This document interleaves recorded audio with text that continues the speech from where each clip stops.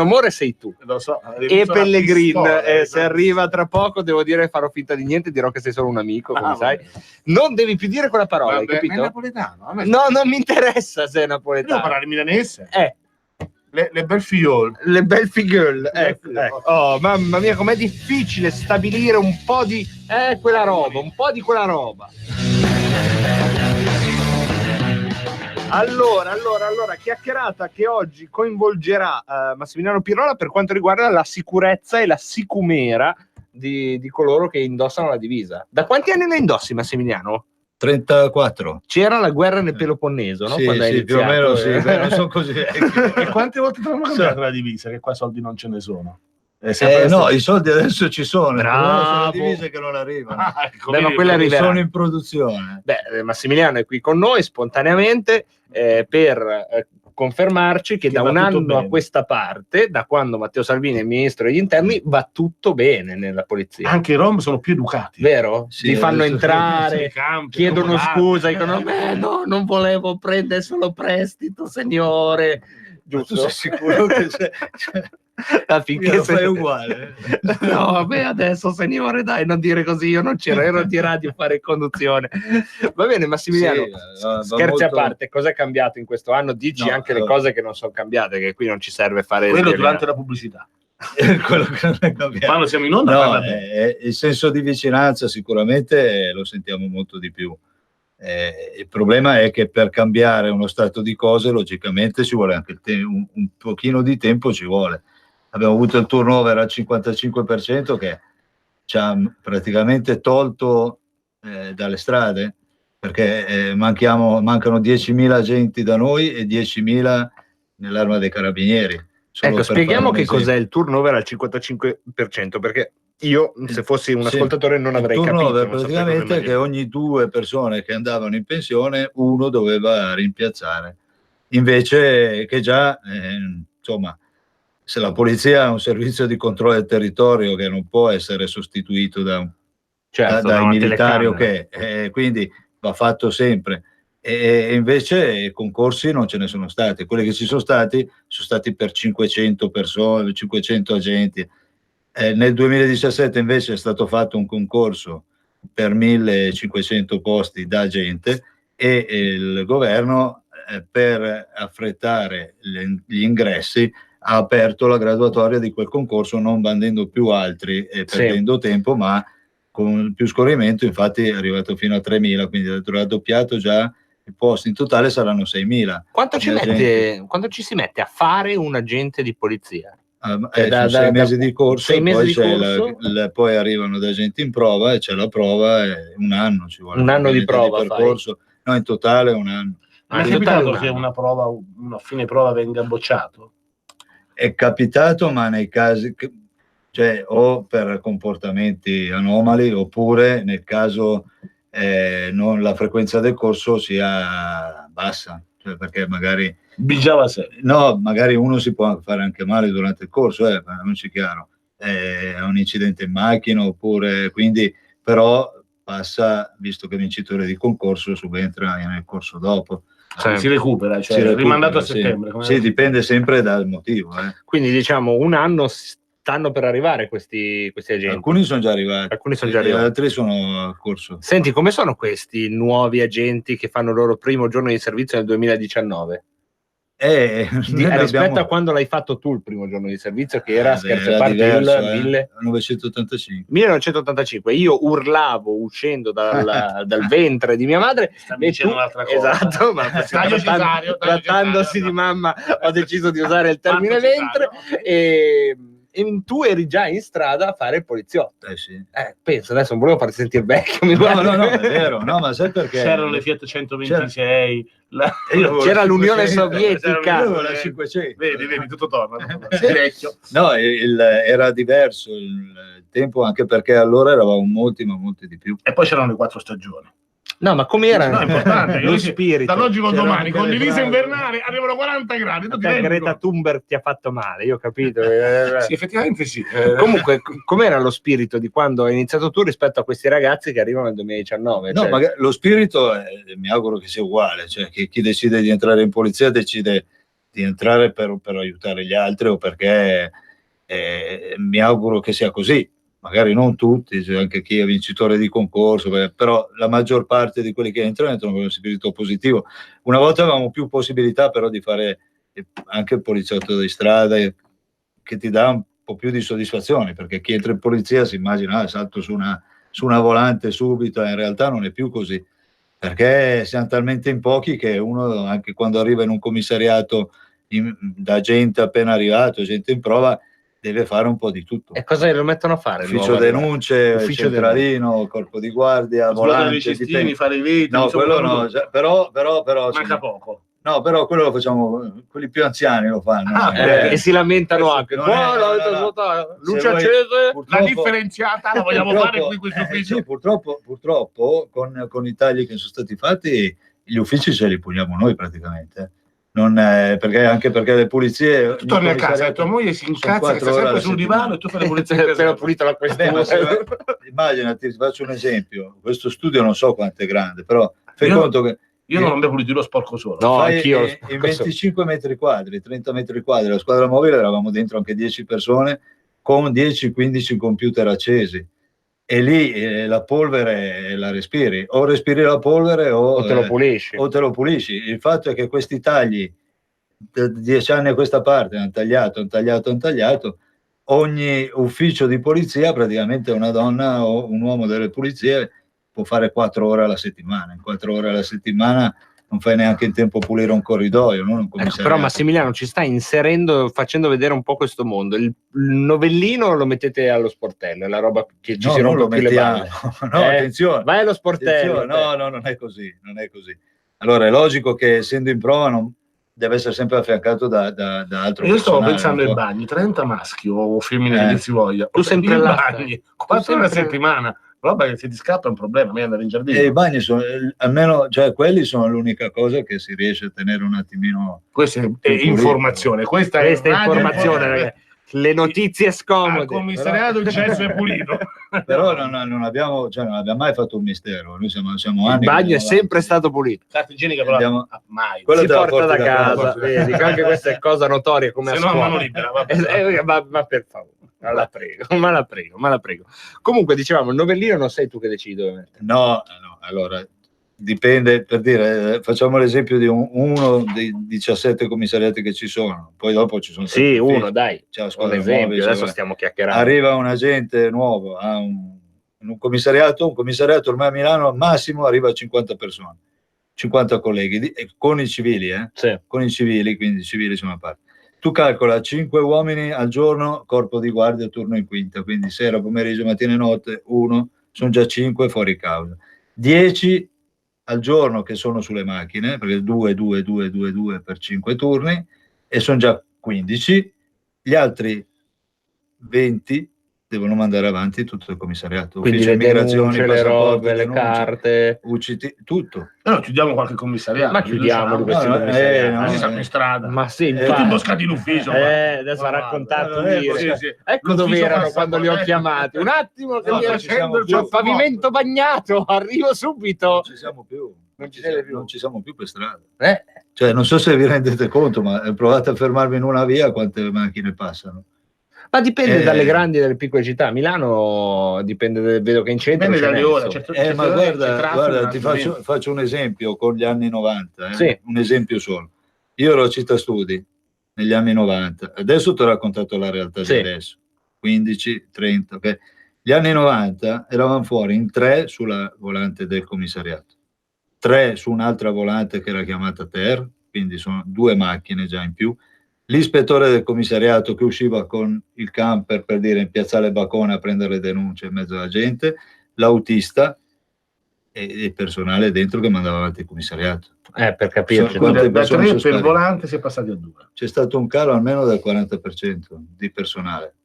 Ecco, e con questo personale ridotto, gli ultimi 10 minuti cerchiamo di inserirci anche nelle pieghe più sistemiche della situazione di sicurezza, stando a Milano perché è dove hai più il polso. Quali sono i focolai? Parliamo di ordine pubblico, non di malavita, perché sennò ci vorrebbe una trasmissione intera. Ma come ordine pubblico, quali sono, secondo la tua percezione, le priorità? Non so, campi rom, centri sociali, quali sono le minacce, stadio? Insomma, quali sono secondo te? Beh, lo stadio sicuramente, perché si è visto una partita Inter-Napoli come è andata a finire, no? Come Abbiamo vinto, non mi ricordo. però c'è stato il morto là in mezzo alla strada.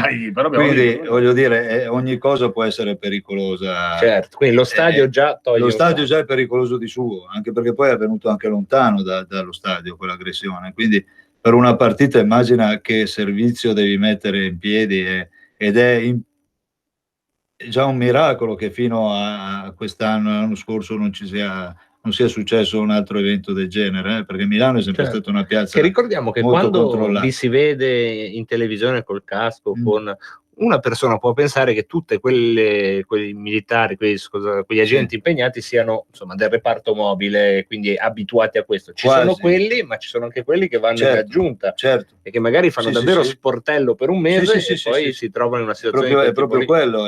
Infatti tu prima avevi citato Genova, no? Dopo Genova c'è stato il cambiamento nella polizia per quanto riguarda l'ordine pubblico, sono state le scuole, c'è la scuola dell'ordine pubblico e quindi vieni formato per fare ordine pubblico con i reparti mobili. Cioè io adesso vengo trasferito al reparto mobile perché faccio domanda, vado là, prima di andare fuori a fare una manifestazione mi faccio 15 giorni in caserma di prove, di riprove, di addestramento. In cui ti urlano di tutto dietro nell'addestramento. Sì. Vabbè, a noi ci tiravano i mattoni ai tempi, quindi per finta, però i mattoni erano veri. Sì, i mattoni erano veri. Ricordo un cristiano, quel poliziotto con una ventina d'anni fa è morto a Catania perché Raciti. gli è finito una bandina addosso. Sì. Quindi Quindi abbiamo detto lo stadio come... Lo stadio e poi dopo ci sono le zone di illegalità. Allora, poi qua si deve stare attenti perché poi è facile parlare di razzismo, generalizziamo in termini di ordine pubblico, senza paura di dire cose. In termini di ordine pubblico ci sono delle sacche di illegalità. Cioè delle zone dove se io col mio camper vado in un campeggio devo dare il documento e devo essere censito per entrare, se no il posto non me lo danno. perché questi soggetti invece no. Parliamo dei campi rom, no? Certo. Ecco, prima mi dicevi fuori onda che la polizia, scusami, un camper del campo rom non glielo danno più. No, lì, esatto. Ma il campeggio normale. No, questo è interessante perché sì, va bene, lo stereotipo c'è, però sentirlo dire da te è diverso. Cioè, quando la polizia entra in un campo rom, io, che sono alla fine una persona mediamente informata, io immaginavo un po' di timore, no? Da parte dei e invece mi dicevi no.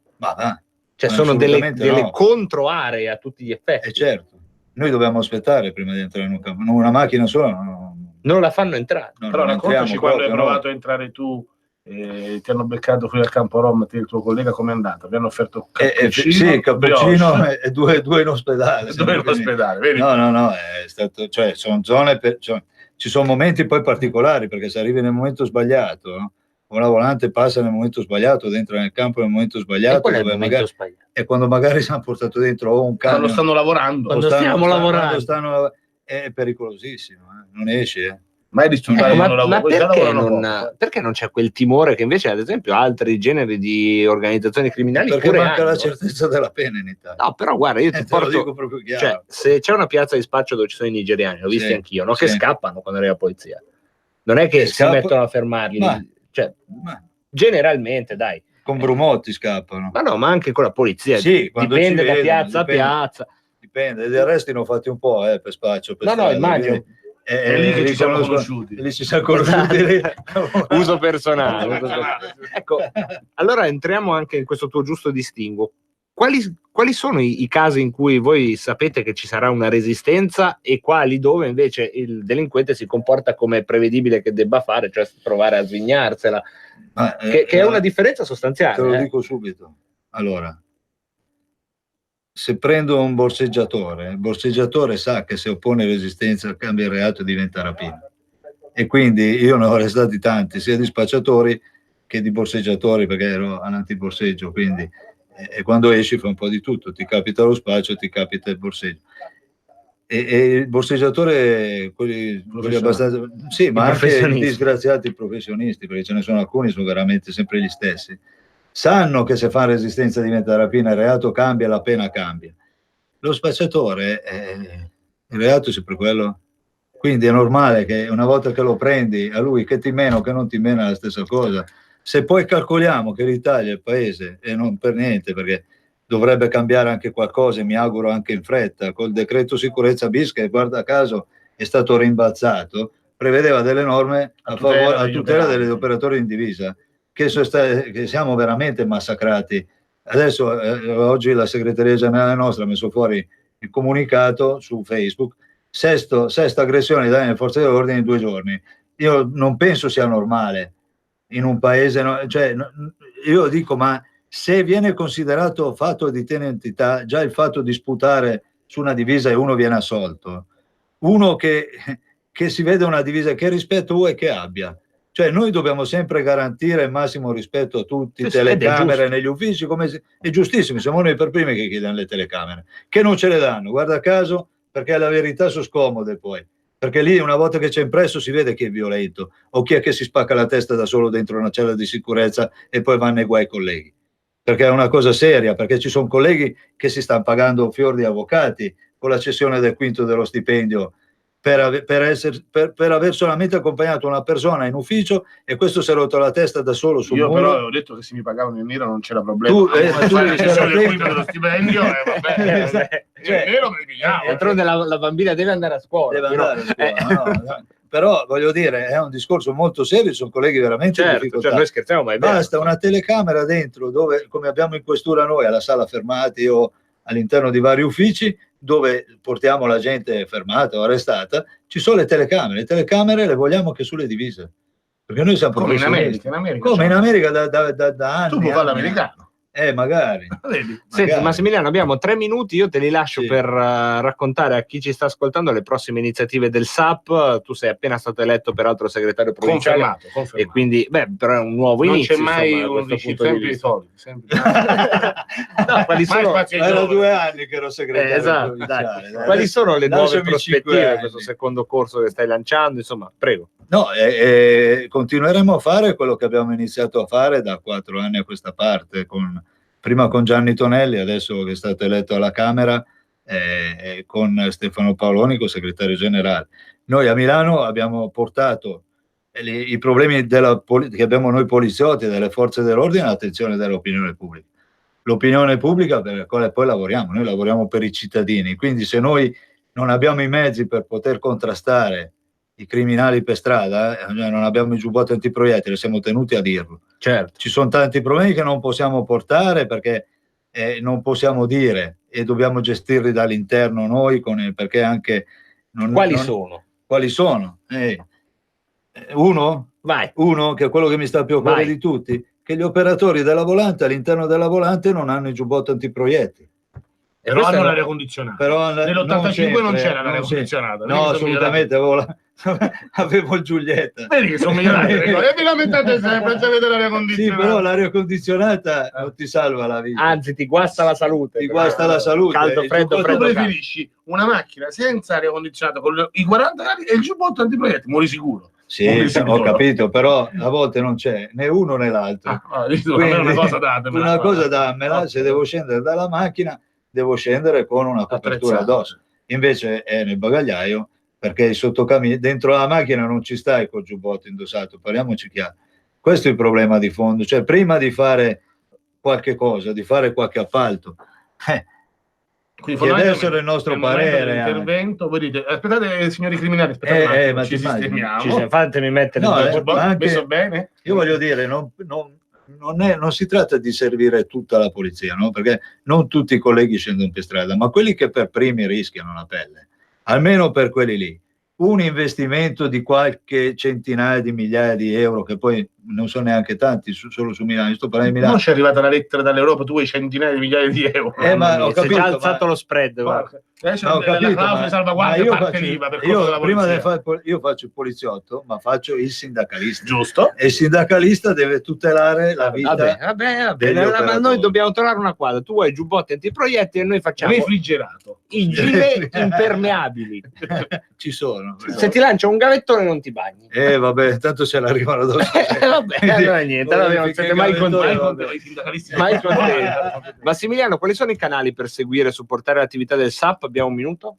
Il portale è la pagina Facebook SAP Milano oppure SAP Nazionale.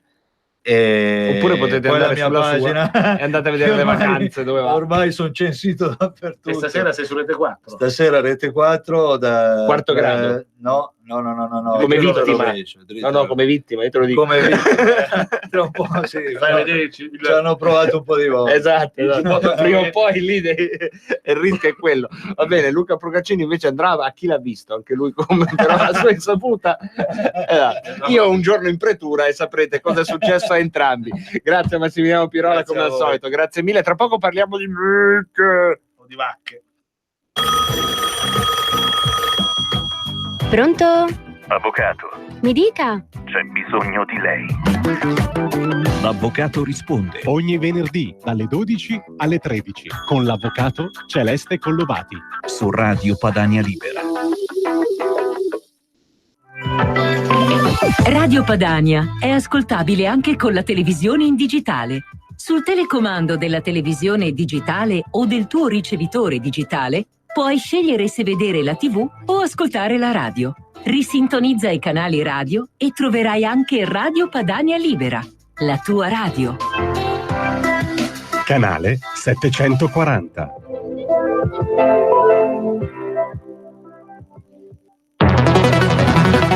E lucevano le stelle. Sì, lo so che per realizzare tutti i progetti della Lega per l'Italia non bastano certo 2 parole, ma il 2 per 1000. Gli italiani sanno tutto e sanno pure che il codice per destinare alla Lega il 2 per 1000 è D43 e che lo si deve scrivere sulla dichiarazione dei redditi. Donar il mio solo pensiero, firma www.2per1000lega.it. Per la tua pubblicità su Radio Padania Libera, scrivi a spot@radiopadania.net. Radio Padania presenta Coming Soon Radio, quotidiano di informazione cinematografica. Ehi, ho trovato qualcosa! Una macchina fotografica. Una Polaroid maledetta. A volte giustifichiamo una tragedia con delle leggende metropolitane. Solo che questa è realtà. Dai produttori di It, The Ring e Final Destination. Correte! Apri la porta! Polaroid, dal 6 giugno al cinema. Il 6 giugno scopriremo il film più divertente dell'estate. Il miglior veterinario in tutto il circondario è specializzato in disturbi del comportamento. Ma io non ho disturbi del comportamento. Dai creatori dei Minions e con la voce di Alessandro Cattelan. Sì, anch'io sto bene.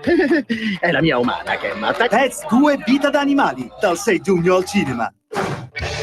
Tratto da un'indimenticabile storia vera. Ci sono momenti in cui lo guardo, questo ragazzo che ho cresciuto, che credevo di conoscere profondamente, e mi domando chi sia. Steve Carell, Timothée Chalamet. Ho ancora una famiglia, voglio che siano fieri di me. Beautiful Boy, dal 13 giugno al cinema. X-Men Dark Phoenix, dal 6 giugno al cinema. Qualcosa sta cambiando in me. Ogni eroe ha un lato oscuro. Quando perdo il controllo, capitano cose brutte. Quest'estate scegli da che parte stare. Vuoi minacciarmi? Esatto. Sarebbe una pessima idea. X-Men Dark Phoenix, dal 6 giugno al cinema.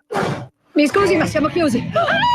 Il film che ha aperto Cannes 2019. Che diavolo è stato? Una bestia selvatica? Io credo zombie. Con un cast da far risvegliare i morti. Ripetono le cose che facevano quando erano vivi. Chardonnay. I morti non muoiono, dal 13 giugno al cinema. Ha appena detto Chardonnay. Sì, l'ha detto.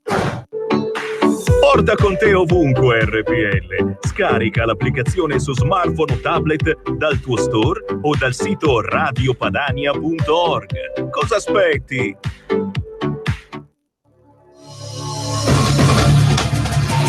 Le dichiarazioni del capo della Procura di Roma, Giuseppe Pignatone, durante l'intervista rilasciata a Mix24, condotto da Giovanni Minoli. Se le prove non le troviamo, non sono sufficienti, dire sì, però facciamo spuntare tutto sui giornali. Perlomeno sarà danneggiato come uomo politico, come imprenditore, come magistrato, quello che volete voi.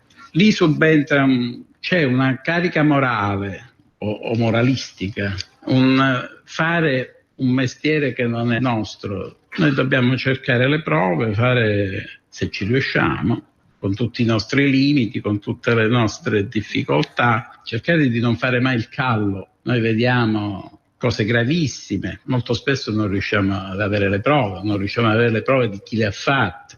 Ho avuto un forte scontro con una forza di polizia a Roma perché, avendo ritenuto di aver identificato l'autore di una violenza sessuale particolarmente efferata, hanno dato, prima ancora della decisione del giudice, è stato dato il nome, il cognome, è comparso il viso in televisione e tutto. Una persona che era assolutamente innocente. Noi ci siamo arrivati in 36 ore a dimostrare l'innocenza. Nel frattempo la vita di quest'uomo era stata rovinata perché era stato ovviamente licenziato, aveva dovuto cambiare quartiere, probabilmente sarà andato via da Roma. Ecco, io quando lei mi dice perché torno sempre sul termine equilibrio, credo di avere confusamente detto un po' che cosa significa.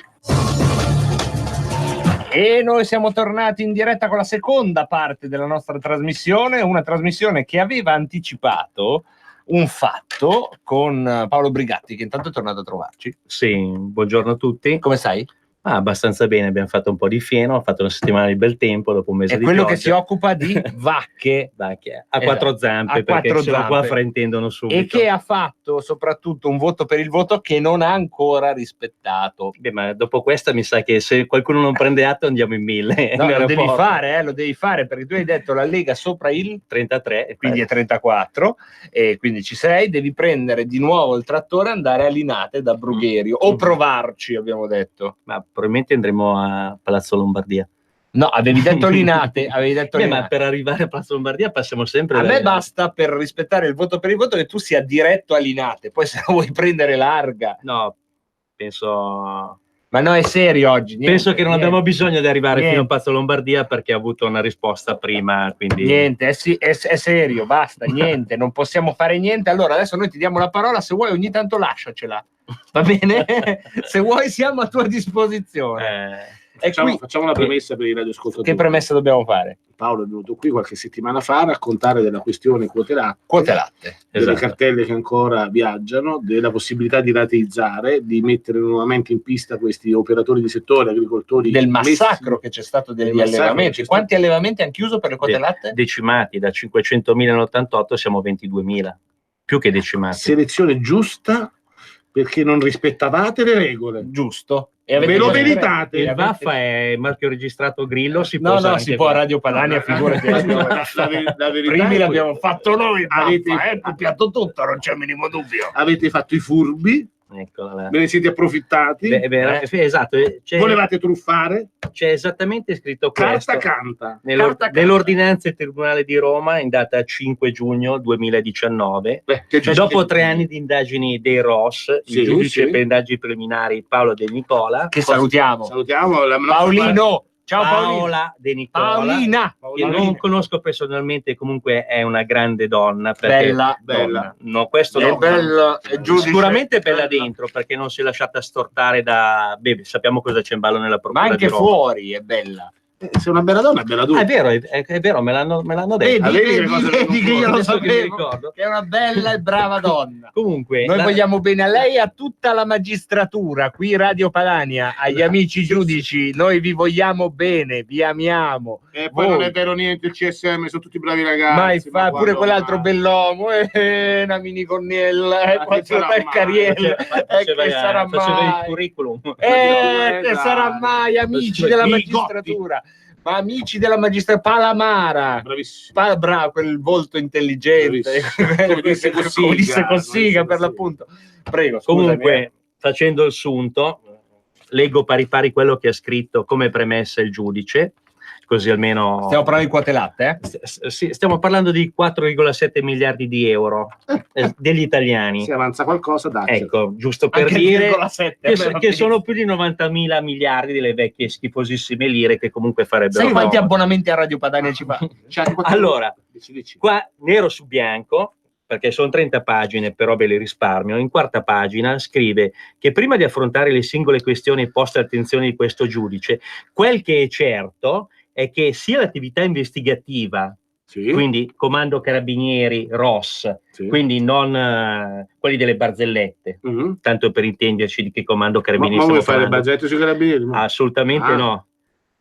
Sia attività investigativa che quella difensiva sono pervenute a univoche conclusioni e qui si può sin d'ora attribuire il connotato di certezza. Finalmente una certezza. Quindi dato certo, Tribunale di Roma, roba di ieri. Porto delle nebbie al Tribunale di Roma, hanno insabbiato tutto nella storia. E invece in questo caso non insabbiano mai niente. Questo è un faro che non si può spegnere. I dati posti a fondamento del regime delle quote latte in Italia sono non veritieri, in quanto fondati su autodichiarazioni spesso false e su un sistema di calcolo errato. Allora avete truffato, confermo. No, non è questo. Autodichiarazioni spesso false sono quelle delle stalle fantasma e delle quote di carta, perché io le vacche ce le ho e stalle, ho sempre dichiarato quello che producevo, tant'è vero che mi sono preso le multe del latte, perché io tutto il latte che ho prodotto l'ho dichiarato. Se dichiaravo meno di quello che producevo non avevo le multe. Il problema è qua i dati falsi sono di quelli che dichiaravano che avevano la produzione e invece non ce l'avevano. Mucche di carta! Sì, mucche di carta, ma da quello che è emerso anche allevatori di carta, perché erano stati creati tutti all'interno delle istituzioni. Cioè è proprio totalmente scollegato dal settore primario. È stata una cosa fatta a tavolino, e lo scrive il giudice. Una bolla finanziaria di latte. Sì, la falsità dei dati, punto 2, è nota a tutte le autorità amministrative e politiche rimaste consapevolmente inerti per 20 anni per evitare di scontentare, attenzione, singole corporazioni o singoli centri interesse, dicasi triplice sindacale. Centri interesse erano quelle unioni temporanee di imprese per gestire ad esempio il SIN o altri enti di controllo all'interno del Ministero per appalti decennali del valore da 1,9 a 2 miliardi di euro di valore. Però la giudice non scrive queste cose, scrive corporazioni, singoli centri di interesse. Se dopo vuoi le 1200 pagine di allegati, lì c'è scritto. Certo, c'è scritto tutto. Così, ma allora così determinando ingenti danni allo Stato italiano che ha pagato le multe. Con la cosa, con la spadriglia, sì, quella del torero. Fermati, come si chiama? La banderiglia, te lo va fermato così. Perché scusa? Il treno si ferma col trattore, tu metti il trattore sui binari, adesso lo metti. si ferma. No, o se no colleghi i binari con un filo tu di dai ferro. per scontato, no? Che stai parlando a gente che questa roba la sa. No. Però io che sono a casa e ascolto e dico, ma cosa c'entrano i sindacati e lo SNIR? Quella sigla che hai detto, lo SMIRN, lo SNIR. Ecco, spiegaci quella roba qua. I sindacati sono quelli che hanno gestito la compravendita delle quote, cioè facevano intermediazione e avevano una percentuale sull'intermediazione. Che andava al sindacato stesso, diciamo. Sì, a chi se ne occupava. E il SIAN è un organo di controllo su tutte queste cose. I controllori erano anche i controllanti. Ecco, grazie. Questo è quello che a casa non avevo. C'è scritto nero su bianco. Ma guarda che io do ragione a te, perché ste capre che ci ascoltano, anziché aspettare da noi la pappa pronta, si leggessero le 1000 pagine. Che dobbiamo dirvi 1100 tutto di queste, sono 5005 le prime indagini a cui fanno riferimento. Perché la pagina 4494 rigo 3 c'è scritto. No, c'è scritto. Guardi che lo sappiamo, Procaccini, che lei quando c'ha queste cose fa CTRL F. CTRL F, cancia. Cerca parola e basta, è finita là. Come facciamo tutti, ecco. Per dovere di cronaca, per dare a Cesare quel che è di Cesare. Chi è questo Cesare adesso? Cesare, è uno del SIN. Uno del SIN. No, dovrebbe essere chi è? Una persona abbastanza giusta, perlomeno. Cesare? Visto che si perpetua nella storia da 2000 anni. La moglie di Cesare. La moglie di Cesare non deve essere mai chiacchierata. Mai chiacchierata. Mai. Ed è una vacca su due zampe. Vabbè, che dice sta moglie di Cesare? Macchia il fango sul primo console, via. Il giudice fa riferimento a fatti accaduti nel 2010 e indica come mandante di questo depistaggio di queste cose, no, Giulio Cesare, ma il sottosegretario del ministro dell'agricoltura del tempo. In questo caso parliamo del 20 luglio 2010, il giudice probabilmente non era ben informato, ha citato l'ex ministro, l'attuale governatore, il doge Luca Zaia. Ma in realtà Zaia è diventato governatore del Veneto il 16 di aprile del 2010. C'era ancora, e al 20 luglio del 2010 il ministro dell'agricoltura era Giancarlo Galan. Persona specchiata. Esatto, squisita. Persona specchiata, Giancarlo Galan. Tutti ricordiamo per onestà, trasparenza. Sì. Rispetto della cosa pubblica, ci stupisce che sia coinvolto anche in modo collaterale a questa storia. No comment. E Galan, cioè il giudice qua ha fatto un mezzaia, ma in realtà Galan ha fatto opposizione subito a tutte queste indagini dei carabinieri, cercando di denigrare il lavoro, dicendo che non era attendibile, ha difeso a spada tratta il ministero, l'apparato, la burocrazia. Tant'è vero che ha mandato il suo sottosegretario a parlare col colonnello dei carabinieri per dovere di cronaca, Marco Paolo Mantile, che fece un'indagine veramente impressionante, migliaia di pagine che non ha mai letto nessuno. No, il problema è che sono state depositate in 64 procure, dopo sono state riunite nella procura di Roma e immancabilmente, malgrado ci siano cose gravissime che questo giudice è andato a riprendere e le ha riportate anche in questa sentenza, hanno avuto il coraggio di venire archiviate. Noi le abbiamo riprese, abbiamo fatto denunce una sopra l'altra finché alla fine è emersa questa verità. Adesso è stato archiviato perché sono andati in prescrizione i vari funzionari, però è certificato, finalmente siamo riusciti a far scrivere da un tribunale nero su bianco che i dati utilizzati nel calcolo delle multe sono falsi. Quindi fammi fare un attimo una sintesi, se no veramente da casa non capisco. La storia è conosciuta: quote latte, imprenditori del settore piegati, costretti a chiudere, a chiudere o a pagare multe che non sono dovute. E quindi a chiudere perché non è facile pagare a fallire. Ecco.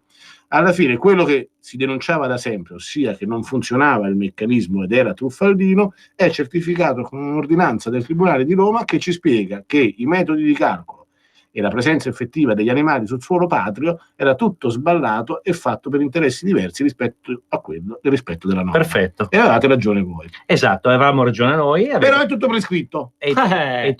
Sono prescritte le responsabilità penali dei singoli soggetti, perché c'era anche un elenco di nomi, siccome sono prescritti non li posso fare, però ha certificato che i dati comunicati con l'Unione Europea, quelli usati per calcolare multe, sono errati. Tant'è vero che il giudice nelle conclusioni, no, scrive che il presente provvedimento deve essere archiviato in ordine all'unico potere spettante questa società giudiziaria, ossia quello di individuare responsabilità penali individuali.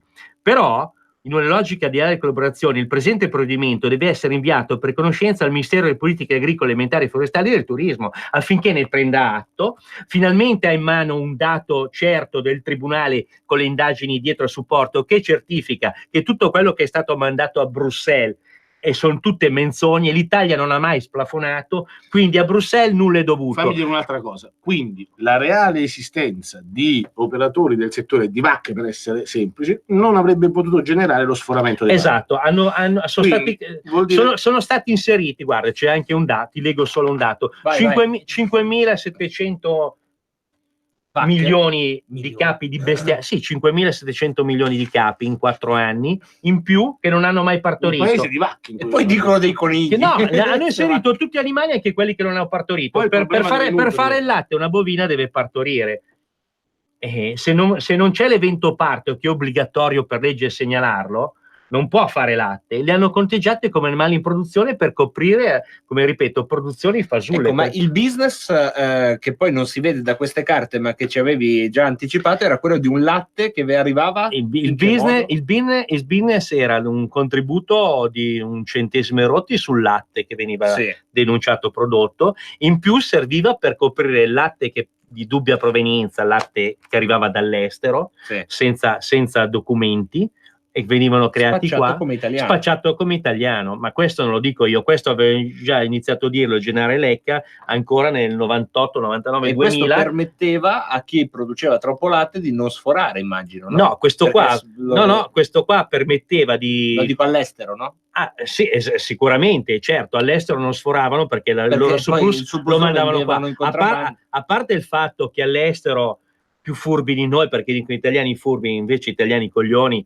quando si sono distrutte le quote hanno dichiarato fabbisogni di quota molto superiori a quello che producevano. Tant'è vero, che è una cosa che io ho portato all'attenzione diverse volte, se abbiamo libera circolazione di persone, cose e merci, Schengen, no? Anche dovrebbe esserci anche una libera circolazione di quote latte, di poter produrre, perché non vedo perché uno Stato gli venga assegnata una quota, non la produce, ci sono nazioni che hanno avuto la quota assegnata, non l'hanno mai prodotta in 25 anni tutto il loro quantitativo. L'Italia ha sempre splafonato, che poi è splafonato sulla carta. Non vedo perché non abbiano mai applicato una compensazione superiore tra stati. Ma adesso stai diventando troppo complesso. Ma tu cosa vuoi?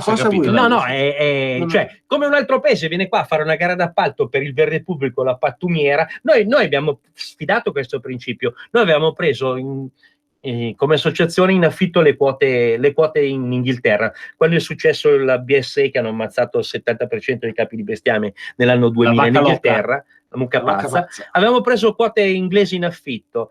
Ci hanno detto no, non si può usare perché non è contemplato nel regolamento. E se non è contemplato? Ho capito, ma non è che se non è scritto nelle 2 tavole di Mosè, allora non si può fare. Mogli e buoi dei tuoi. C'è nel proverbio. Se c'erano mogli e buoi anche inglesi, allora moglie e buoi, non moglie e buoi. Comunque affittare una vacca suona male. Esatto, suona molto male. Però sei sempre a rischio con lui, perché questa cosa delle vacche, se tu ti occupassi di altro, capito? Che ne so, di ornitorinco, di rinco c'è, di allevare. A tutti quelli che dicevate smettetela che siete dei furbetti, avete segato i nervi con questa storia appagata. La cosa che è un sorriso amaro, no? Perché io personalmente le indagini le avevamo in mano già dal 2010 e mi ero rafforzato raffrontato con vertici, ho i testimoni, i documenti, le mail di altre organizzazioni sindacali potentissime, quelle che vengono citate qua, che dice, cioè intercettazioni, dice colonnello, cambia i dati, perché se escono questi dati fuori ci sono 15.000 aziende della Coldiretti che stanno protestando, se esce la verità bisogna risarcirle, e questa cosa politicamente inaccettabile. Giusto. Cambia i dati perché la verità non deve uscire. Ma adesso cambia qualcosa, secondo te? Ma adesso cambia qualcosa, sicuramente. Perché adesso è nero su bianco una sentenza. Sicuramente col giudice che dice io penalmente non posso fare niente perché qua le responsabilità individuali penali sono, i tempi sono passati, però abbiamo certificato che i dati non sono certi. Cioè vorrei vedere chi è quel ministro che è in coscienza, cioè fa chiudere delle aziende ancora nel 2019 per del latte non prodotto effettivamente nel 95. Perché questo è quello che succede. Le cartelle adesso lo chiediamo a te che sei avvocato. Adesso dovrebbe esserci una, lo spieghi? Dovrebbe esserci una presa d'atto. Se ti lascio parlare, se no una presa d'atto da parte della politica in queste fattispecie. Persona informata dalla procura. È la Lega 1.0. Questa è scuola Bossi. Non li fermi neanche a cannonate. Il ministro deve subito dire. Centinaio deve prendere atto. Deve prendere atto, gli è stata servita su un piatto d'argento. Piatto d'argento, c'è minimo. Salvini deve prendere atto perché ne ha fatto la campagna elettorale su queste cose. Giustamente, perché ha sempre difeso la gente che lavora e tutto si può dire agli evasori, tranne che siamo. Ha difeso anche noi che non facciamo una mazza, Salvini. Anche me che affitto le vacche. Ogni tanto qualcuno può sbagliare. Esatto. No? E devono prendere atto con questa carta in mano, con questo provvedimento. Si può andare in Comunità Europea e dire ragazzi ci siamo sbagliati. Noi la Lega abbiamo avuto il merito di aver fatto iniziare le indagini col governatore Zaia su mandato di Bossi. Qua viene citato anche Bossi, il grande capo tutta la Lega ha dato ordini di fare queste indagini, c'è scritto, quindi onore al merito, grazie a Umberto Bossi. Certamente. Devono prendere atto di questa cosa. Lì c'è scritto i dati usati sono falsi, punto. Non puoi far pagare delle multe con dei dati falsi, cioè è contro qualunque cosa. Ma lo chiediamo all'avvocato. Ok, lo chiamo, aspetta. Il numero è buono, ne conosco uno bravo.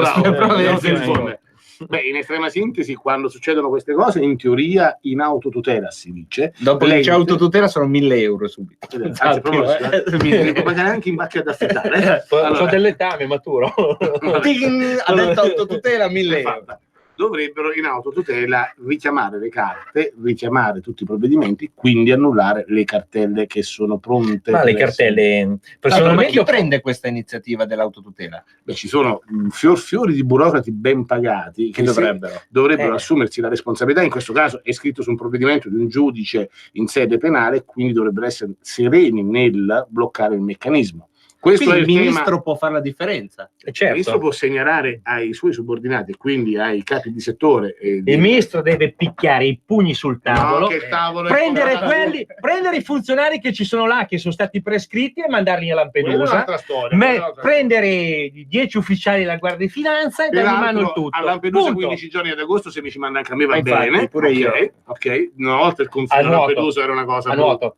E poi vai. Ma se c'era fatto Grillo lo stretto di Messina. Detto ciò, in autotutela si dovrebbe bloccare tutto. Poi chiaramente è tutto da rivedere con l'Europa per il futuro, su quelle che sono le effettive potenzialità, capacità produttive, e quindi le quote. No, le quote non ci sono più, sono state smantellate nel 2015. Ma vi rendete conto che noi stiamo pagando multe dell'anno 95 nel 2020 siamo, tra 6 mesi. Sai che interessi? Sì, sono triplicate con gli interessi. E abbiamo sentenze del Consiglio di Stato che dicono che gli interessi non sono dovuti. Però questa è una buona notizia, quella di oggi, no? Perché sicuramente poi dice lui. Sì, io vi ringrazio che mi avete dato lo spazio. È una cosa importante. Te lo prendevi da solo. Sono 4,7 miliardi degli italiani, lo ripeto, che la Comunità Europea ha trattenuto.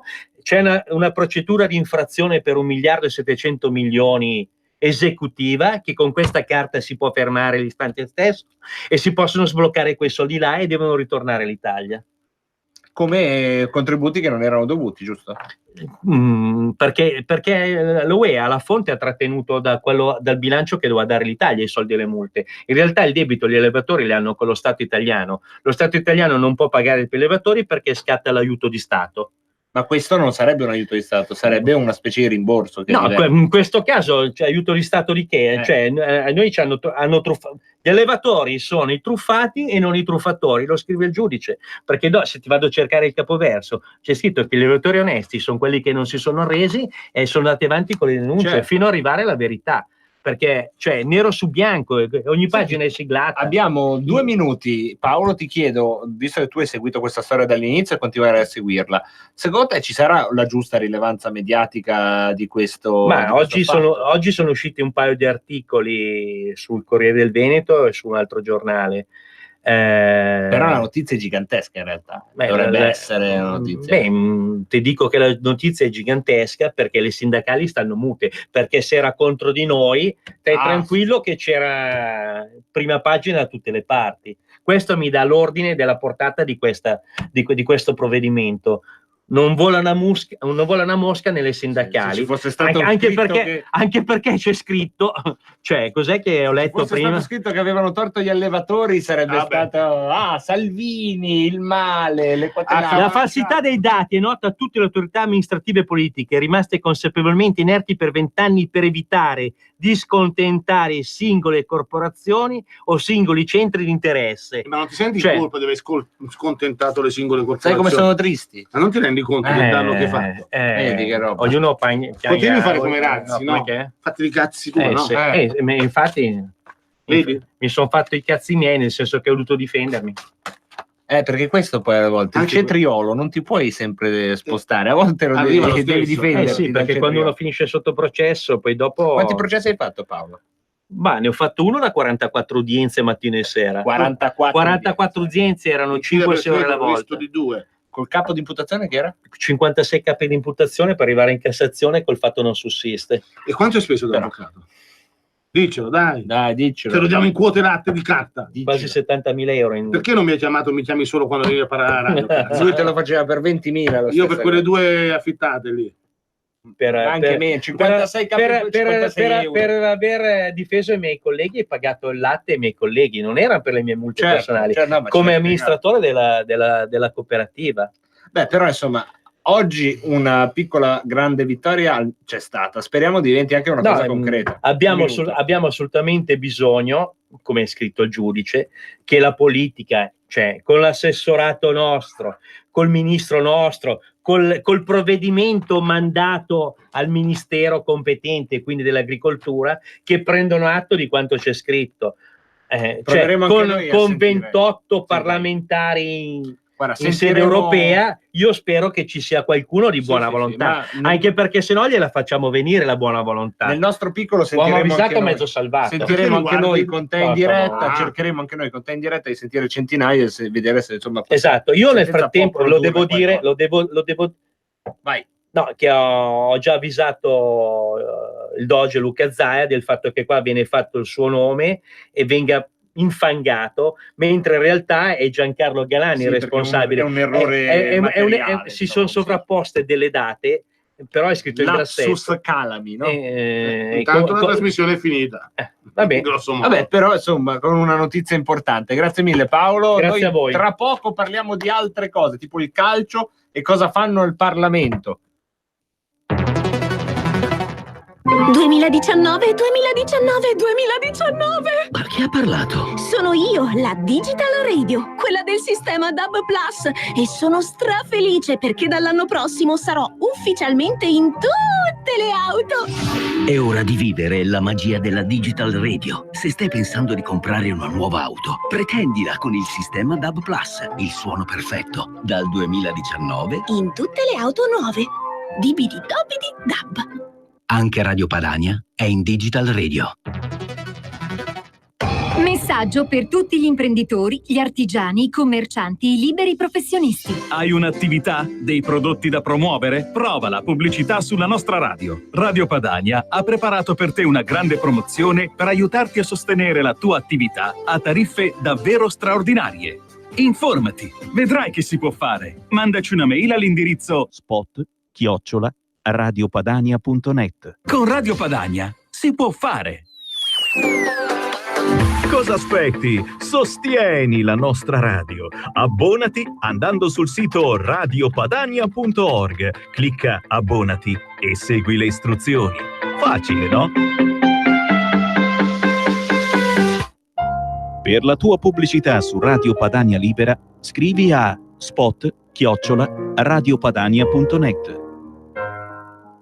Un grosso abbraccio a tutti quanti da Nadine e Marcus Dardi. In esclusiva su RPL vi presentiamo Mangio, bevo e canto all'italiana, dove vi raccontiamo la storia della canzone italiana, dai Longobardi al 2000, insieme alla storia di alcuni piatti tipici italiani e di alcuni vini. Tutte le domeniche dalle ore 13:30. Buon ascolto su RPL.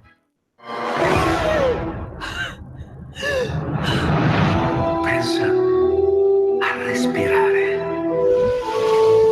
Ora abbandonati. Che cosa vedi? Luce, oscurità, l'equilibrio. È tanto più grande. È stato un risveglio. Hai sentito? Conosco una sola verità.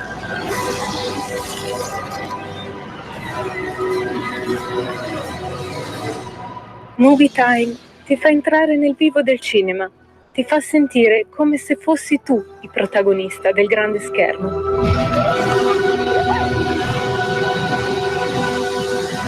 Ogni sabato dalle ore 16.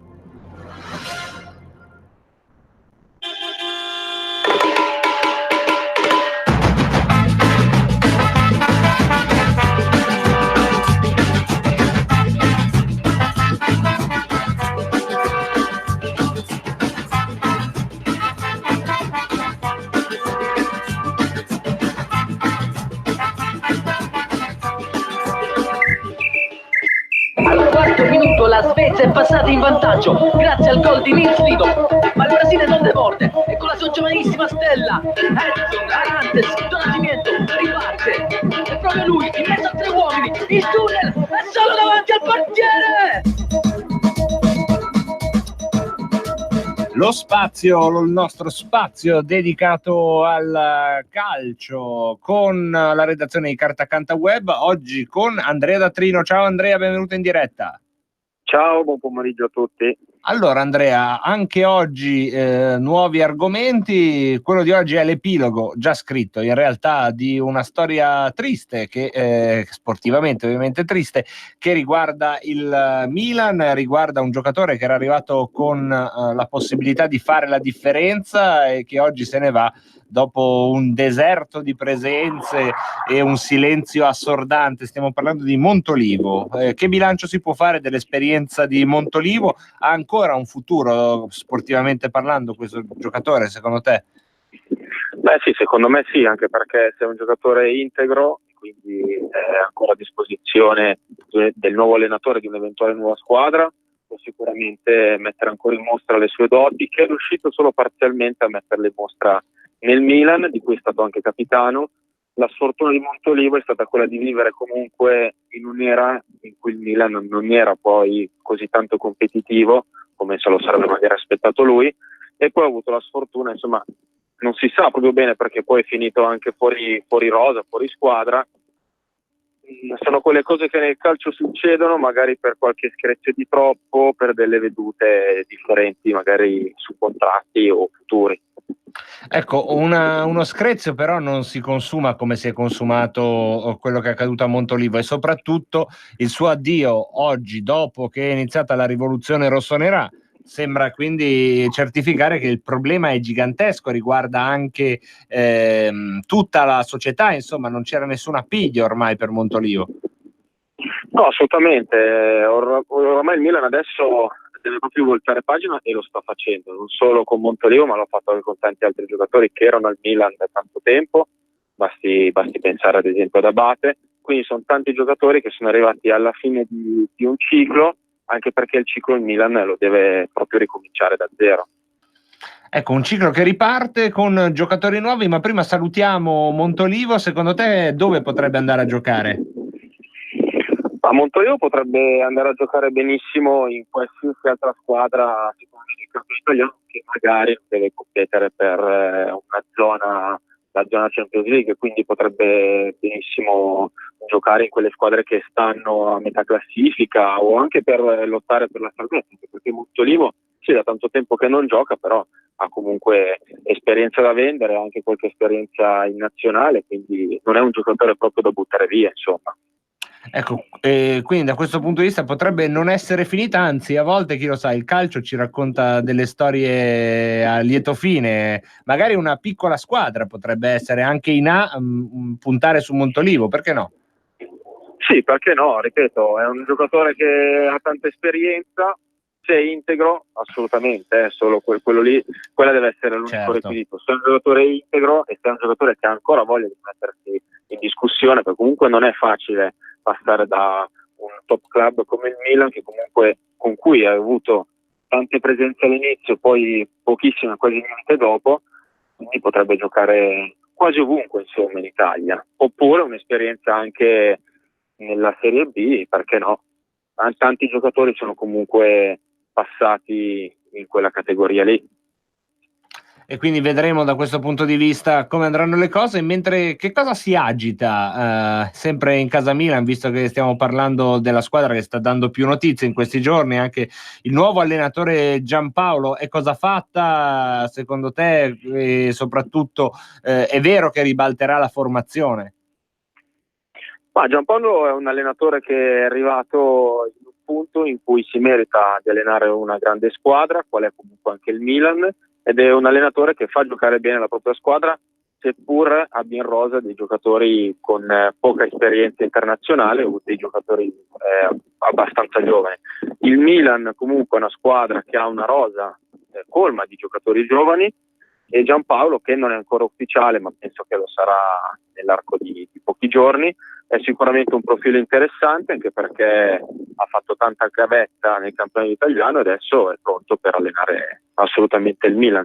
Probabilmente il Milan ha scelto Giampaolo perché vuole con tutta calma e serenità cercare di arrivare nella zona alta della classifica, per poi comunque puntare magari ad un allenatore un po' più di esperienza, un po' più carismatico. Ecco, queste sono le possibilità in casa Milan. Mentre entriamo nei periodi ipotetici, che cosa potrebbe succedere secondo te alle altre squadre? Quali sono le voci più ricorrenti, quelle che anche a te, insomma, da addetto ai lavori, sembrano meno, come possiamo dire, meno aleatorie delle tante bufale che circolano in questo periodo?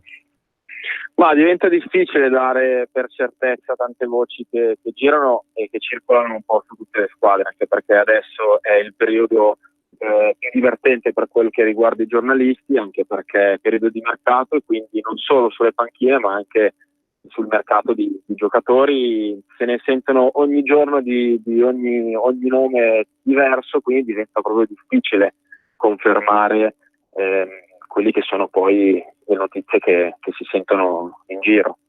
Quindi insomma per il momento non ti sbottoni, mi sembra di capire.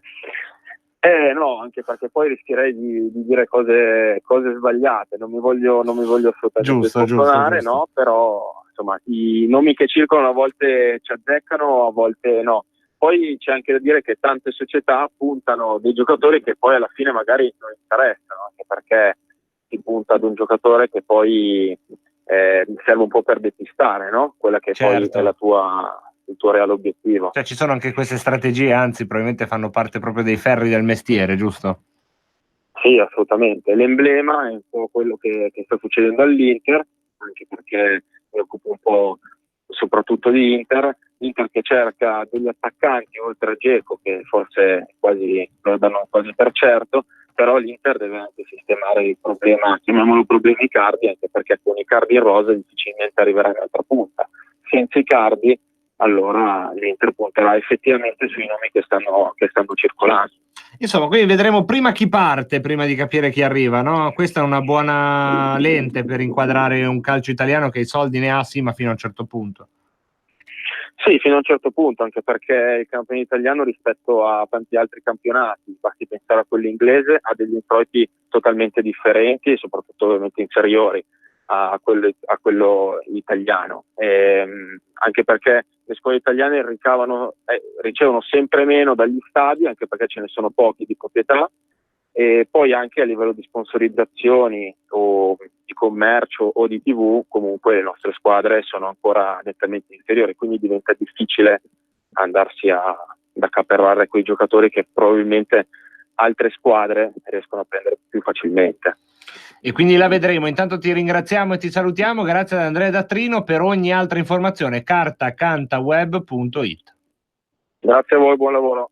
Grazie mille ad Andrea Dattrino. Andiamo a fare un salto ora nello spazio Parlamento.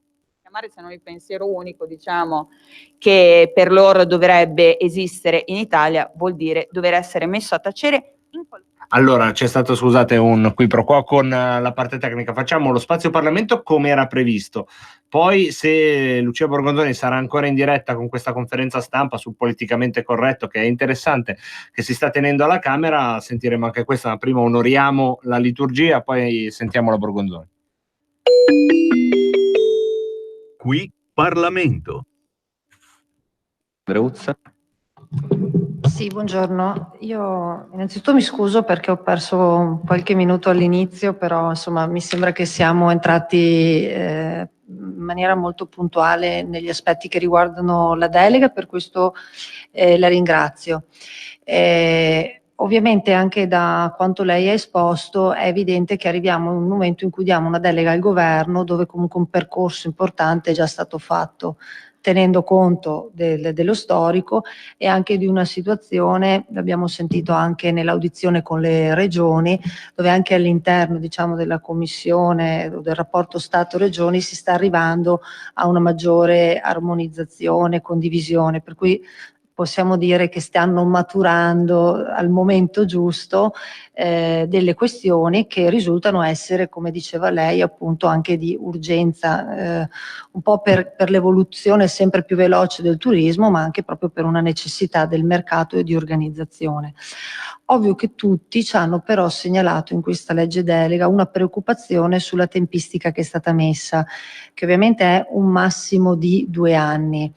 Però sentendo lei, sentendo un po' le regioni, mi sembra di capire che si può anche in alcuni punti importanti arrivare a non arrivare ai 2 anni. Adesso io non so se su questo come possiamo intervenire, però può darsi che anche lei ci può, sentendo appunto parlare di, per quanto riguarda le guide turistiche, urgenza, e loro ci dicano urgenza sì, però 2 anni sono tanti. Per quanto riguarda il codice identificativo, allora volevamo capire se questi 2 anni sono così una tempistica su cui però ragionevolmente si può anche ragionare per accelerare questi tempi, se lei in qualche modo si è fatta una visione. Grazie. Grazie. Onorevole Masi. Altre domande? Allora, prego, dottoressa Cittadino, per la replica. Allora, cominciamo con la situazione del Dipartimento. È vero che ancora non ci sono i dirigenti, però è anche vero che c'è una, diciamo, come dire, che il decreto dovrebbe rientrare dalla Corte dei Conti istitutivo che distribuisce, diciamo, le competenze fra i singoli uffici, dovrebbe rientrare alla Corte dei Conti ormai, penso, prestissimo. Questo ci consentirà di poter individuare i dirigenti e quindi anche di avviare quelle necessarie attività, le call o altro, per poter avere personale, diciamo, personale nell'ambito della dotazione organica prevista. Quindi io credo che diciamo, come dire, il peggio sia passato e che dentro 15-20 giugno potremmo avere un dipartimento operante. Naturalmente, come dire, le attività amministrative per scegliere un dirigente, richiamarlo, sono naturalmente lunghe, però noi pensiamo di poterlo fare davvero in brevissimo, appena rientra dal decreto la registrazione, otterremo la registrazione della Corte dei Conti. Allora, sulla mappatura delle professioni è qualcosa che adesso ci stiamo organizzando, perché naturalmente è necessario che questa ci sia. Si costituiranno, si stanno individuando personale, diciamo, come dire, che è esperto su questo argomento, e si provvederà a confrontarci anche, confrontandoci con le regioni, a capire appunto che cosa si intende per cosa, perché qui Parlamento. E questo era lo spazio dedicato al Parlamento. Ora restiamo in realtà alla Camera, perché c'è una conferenza stampa in corso proprio lanciata dalla Lega su un tema molto interessante, ossia la dittatura del politicamente corretto, e sta intervenendo la sottosegretaria alla cultura Lucia Borgonzoni. Andiamo a sentire che cosa dice.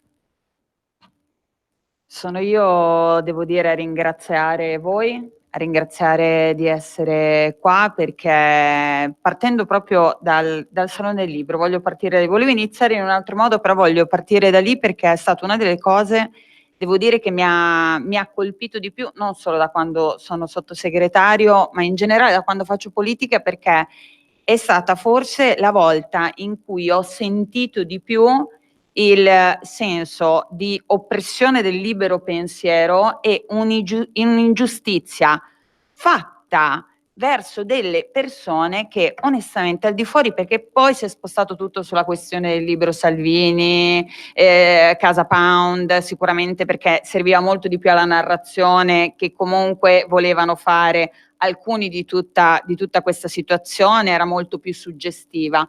Ma in realtà verso una serie di persone, fra cui Giubilei, però anche altri, penso Giuli, Borgonovo e Buttafuoco, persone che assolutamente dicono tranquillamente il loro pensiero, che è, anche attraverso il voto abbiamo visto il pensiero di molti italiani, ma un pensiero che non ha niente di sovversivo, niente di pericoloso. E all'improvviso io mi sono trovata davanti, questo io non me lo faccio, Raimo, che ha fatto una lista di proscrizione, cioè l'unica cosa realmente dittatoriale e degna di una dittatura delle peggiori che si è vista al Salone del Libro, ma in giro in Italia, che fa il paio, per me fa il paio quando vediamo tutte le manifestazioni. Io vengo da una città come Bologna, spesso mi tocca subirle con tutti gli altri cittadini di centri sociali o persone che arrivano e vogliono impedire a altre persone di parlare. Spesso le altre persone che parlano, devo dire, non hanno nessuna idea o poche che io condivido, però io sono stata cresciuta e sono stata abituata a rispettare il pensiero degli altri finché rimane in quel confine che è il confine della legalità, perché si chiama libero pensiero e non egemonia, che è quell'egemonia che cercano di avere. Io poi ora, essendo sottosegretario della cultura, per quanto io vengo da quella formazione, perché ho fatto l'Accademia di Belle Arti, lì si sentono proprio padroni in toto, lì pensano di poter fare tutto quello che vogliono, lì pensano che chiunque deve tacere, e forse per troppo tempo realmente se non tacevi e fingevi di avere il loro pensiero non avevi spazi, perché anche ora, e l'abbiamo visto col Salone del Libro, pensare diversamente da, non so come lo vogliamo chiamare se non il pensiero unico, diciamo, che per loro dovrebbe esistere in Italia, vuol dire dover essere messo a tacere in qualunque modo, perché poi se uno legge i loro pensieri, i loro post che possono essere sui social, le loro dichiarazioni, sono sempre dichiarazioni anche molto violente, vanno fermati in qualunque modo, arrivano i fascisti, che poi veramente... Io molte volte dico, questi non sanno neanche cosa sono i fascisti, cosa sono gli antifascisti, cosa vuol dire, cos'erano i campi di concentramento, perché poi raccontano e narrano anche sulle migrazioni cose che per me non danno il giusto nome a ogni fenomeno, e un fenomeno per affrontarlo e riuscire a risolverlo bisogna dare il giusto nome. B, penso che offendano e tirino in ballo una delle pagine peggiori della storia del mondo, che non andrebbe sicuramente strumentalizzata per altri fini. Ma questo loro lo fanno sempre, lo fanno a ogni livello, lo fanno. Un paio d'anni fa, stavo dicendo prima, è uscito una specie di libretto che avevano fatto questi famigerati antifascisti emiliano-romagnoli, in cui c'erano i posti dove per loro si riunivano i nuovi fascisti, chi era l'elenco dei nuovi fascisti da andare a prendere, da tenere sott'occhio, da fermare in qualunque modo. Tra cui c'ero anch'io nell'elenco, avevano detto lei non è fascista, ma è peggio dei fascisti, perché li appoggia e li difende, per cui io per loro ero ancora peggio di chi era fascista. Questo è il pensiero che per me va combattuto, e va combattuto con le idee, ma perché è veramente la cosa più antidemocratica che sta prendendo sempre più piede e che si sta dilagando ovunque come una cosa normale, perché questa quello su cui dobbiamo riflettere, che sembra normale, e questo ci sono anche dei magistrati poi che vanno a dire sì è normale, che uno arriva e ti dice fascista. Tu dici vabbè, ma perché questo mi dice fascista? Io ho detto solo il mio pensiero su qualunque tema, spesso capita quando si parla ovviamente di immigrazione. Arriva il giudice di turno e dice vabbè, è lecito, è un suo modo di dire che tu comunque hai un pensiero che è sbagliato, non è un'offesa, è una critica lecita. No, perché come ho detto prima, ogni parola deve avere un peso e non può essere permesso a qualcuno di metterci a tacere. L'altra cosa però che mi è dispiaciuta della questione del Salone del Libro, io ho parlato, l'ho ripetuto in ogni televisione, io sono andata ovunque a dire questa vergogna, onestamente, ma anche i presentatori delle trasmissioni, che era con me in trasmissione, la stessa indignazione che io ho provato, perché per me è stata lesa la libertà di qualcuno, perché qualcuno che rimane a un salone deve avere la Digos davanti, perché qualcun altro l'ha messo in una lista, e magari può arrivare qualcuno, tirargli un cazzotto in faccia, ammazzarlo e rovinargli tutto, cercare di rovinare quello che è la sua attività lavorativa. Per me doveva indignare tutti, ma non ha indignato tutti. Oppure, ancora peggio, e questa è viltà, molti anche al Salone del Libro sono venuti quando sono andata a dirmi hai ragione, però pubblicamente nessuno ha detto niente. Per cui il passaggio fondamentale, benissimo tutto, però è quello di prendere coraggio tutti e stare accanto a chi viene ingiustamente attaccato perché parla liberamente delle sue idee. Questo è il passaggio fondamentale. Se noi non facciamo questo, loro l'avranno sempre vinta, perché loro arrivano come squali, prendono di mira uno, iniziano a attaccarlo, gli altri si spaventano perché dicono se io faccio la stessa cosa, dopo partono i giornali, partono le trasmissioni, partono tutti gli intellettuali di turno, vengono, mi attaccano, allora vabbè dai sto zitto, è capitato a lui, speriamo passi velocemente, ma io sto zitto perché ho paura di essere attaccato ingiustamente anch'io. Noi dobbiamo essere orgogliosi delle nostre idee, perché al di fuori veramente che siano le idee di tanti, ma anche fossero le idee di pochi, sono idee come le altre e devono essere rispettate al pari delle altre. Dobbiamo avere il diritto di avere gli stessi spazi. Giusto è che soprattutto in cultura tanti problemi ci sono stati nel tempo. Vero è che ha governato anche il centrodestra, noi nel ministero dove io sono ora non ci siamo mai stati, diciamo che era diventato terreno di pochi che alla fine comandavano sugli altri. Io ho conosciuto, quando sono arrivata erano tutti un pochino spaventati perché non si avvicinavano quasi a me, perché si additavano, poi hanno provato in tutti i modi, no ma lei va via presto perché poi la candidano da un'altra parte, non avvicinatevi, dovete stare lontani da lei. Piano piano, quando hanno visto comunque che dall'altra parte c'era qualcuno che riusciva in qualche modo a difenderli, volete esprimere il vostro pensiero, volete parlare, c'è qui qualcuno che non finge niente, hanno iniziato a parlare tutti. Io ho tanta gente, soprattutto una delle mie deleghe è l'audiovisivo, prima parlavamo dei film, di tutto questo settore fantastico che è un settore in grande crescita in Italia, che può portare veramente tanto al nostro paese, che è usato come strumento ovviamente, è stato usato come strumento di indottrinamento. ma tuttora chi la pensa diversamente si trova in delle situazioni con davanti, no guarda però se c'hai quell'episodio di quella serie è meglio che lo togli, quell'altro non va bene, non mi piace questo, non parlare della legittima difesa, no non va bene parlare così degli immigrati perché dobbiamo dare solamente un certo taglio alla discussione. C'è un grande lavoro da fare. Io sicuramente tante cose le ho messe in piedi e per metterle in piedi basta veramente non sostituire giustamente, come è stato detto prima, questo pensiero unico, questa egemonia culturale con un'altra, ma la libertà di far partire tutti dallo stesso posto, bandi, accesso a qualunque cosa, e così si ha la libertà, perché in automatico tante persone che sono state tenute fuori, che hanno tantissime capacità, riescono a prendere comunque il loro spazio. Io mi sono resa conto, ad esempio, che su molti, non bandi, ma ci sono i progetti speciali all'interno del mio ministero. Quando sono arrivata a guardare non c'era nessun progetto speciale che fosse diversa da questo pensiero unico. Allora io ho cominciato a dire, ma perché non interessa la cultura a un'area diversa da quella solita che vediamo con i soliti nomi?